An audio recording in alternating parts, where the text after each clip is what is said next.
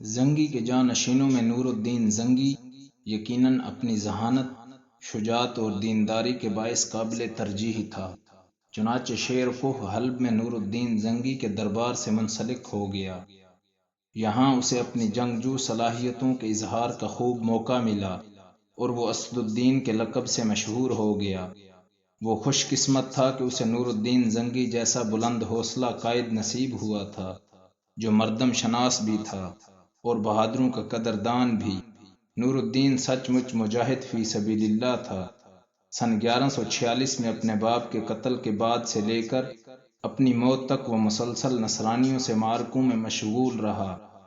سب سے پہلے اسے روہا کی بازیابی کے لیے جانا پڑا۔ ہوا یہ تھا کہ روہا کے سابق حاکم جوسلین دوئم نے عماد الدین زنگی کی موت کے بعد موقع پا کر مقامی آرمینی باشندوں کو، جو کہ مذہباً عیسائی تھے، مسلمانوں کے خلاف بغاوت پر آمادہ کر لیا۔ ان سے گٹھ جوڑ کر کے وہ باقاعدہ فوج کے ساتھ روہا پر حملہ آور ہوا اور سن 1146 میں بڑی آسانی سے شہر پر قابض ہو گیا۔ تاہم شہر کے مسلمان قلعے میں محصور ہو گئے، جسے جوسلین فتح نہ کر سکا۔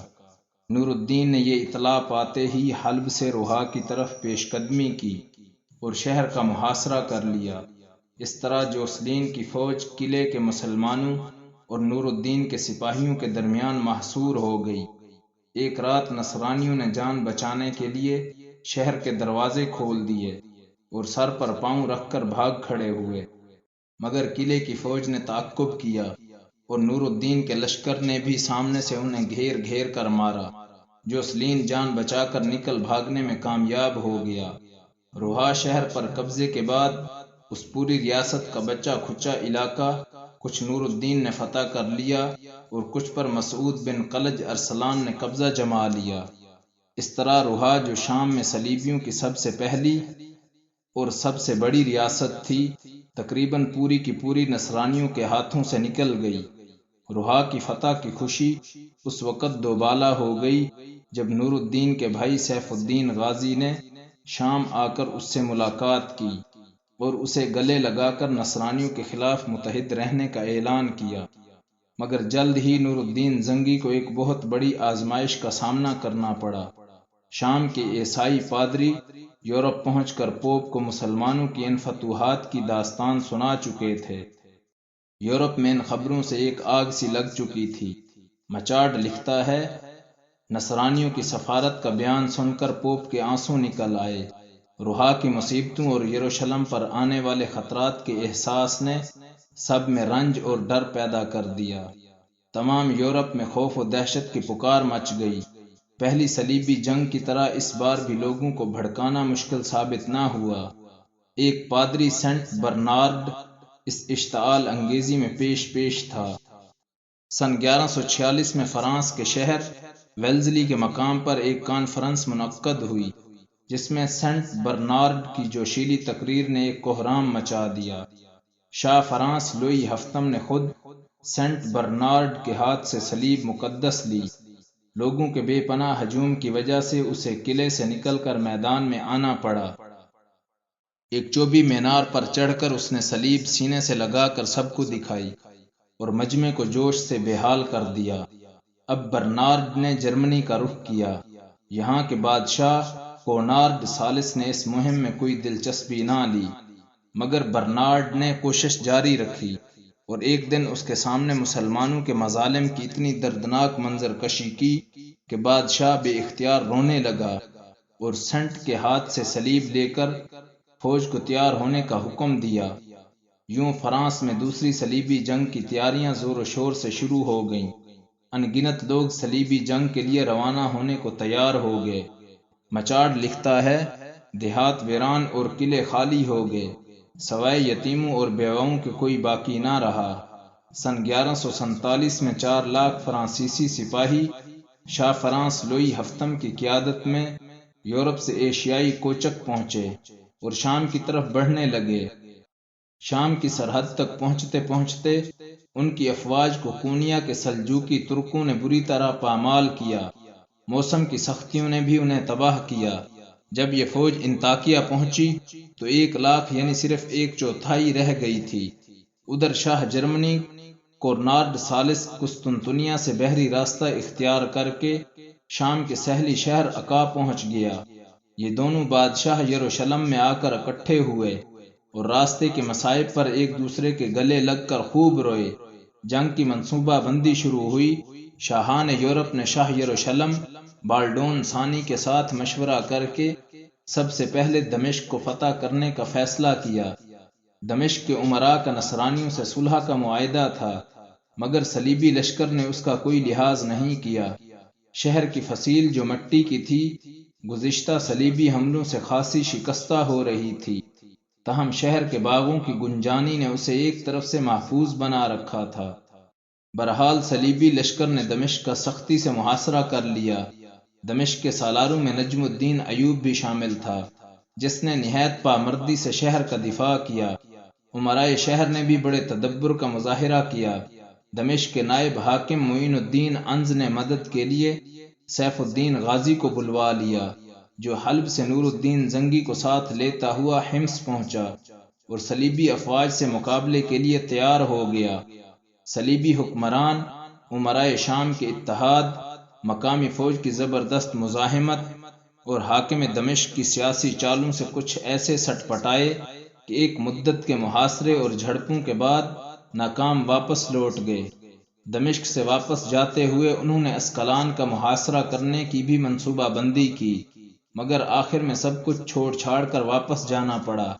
مچاڈ لکھتا ہے اس محاصرے کا قابل ذکر پہلو یہ ہے کہ ایوب جو خاندان ایوبیہ کا سردار تھا، دمشق کی افواج کا سالار تھا، اس کے ساتھ اس کا لڑکا صلاح الدین بھی تھا، جو ایک دن نصرانیوں پر اس طرح غالب آنے والا تھا کہ یروشلم کا مالک ہو جائے۔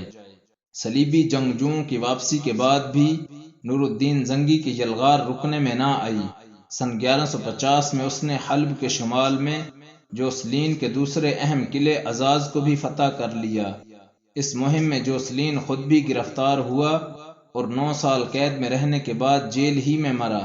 یہی جوسلین تھا جس نے نور الدین کے ایک امیر کو گرفتار کر کے اس کی زرہ کونیا سلجوقی بادشاہ مسعود بن قلج ارسلان کو بھیج کر کہا تھا ان قریب نور الدین کو بھی گرفتار کر کے دکھاؤں گا۔ نجم الدین ایوب کا بیٹا یوسف اب 14 برس کا ہو چکا تھا۔ اس نے دمشق پر اقوام یورپ کی اس یلغار کو اپنی آنکھوں سے دیکھا تھا اور محاصرے کی سختیاں برداشت کی تھیں۔ دمشق جو کہ عالم اسلام کے قدیم علمی مراکز میں سے ایک تھا، بلا شبہ اس بچے کی تعلیم و تربیت کے لیے بہترین مقام تھا۔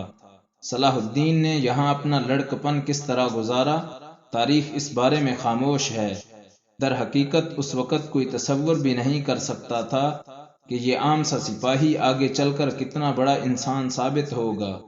یہ بات یقینی ہے کہ صلاح الدین نے یہ دن فقط کھیلنے کودنے میں نہیں گزارے۔ اس کی جوانی میں ظاہر ہونے والے حیران کن کمالات اس بات کے گواہ ہیں کہ وہ علم دوست انسان تھا، مروجہ علوم و فنون اور شعر و ادب کا اچھا ذوق رکھتا تھا۔ قرآن مجید سے اسے خاص شغف تھا۔ اسے تفسیر و حدیث کی کتابوں اور اسلامی تاریخ کے اوراق کنگھالنے کا بھی شوق تھا۔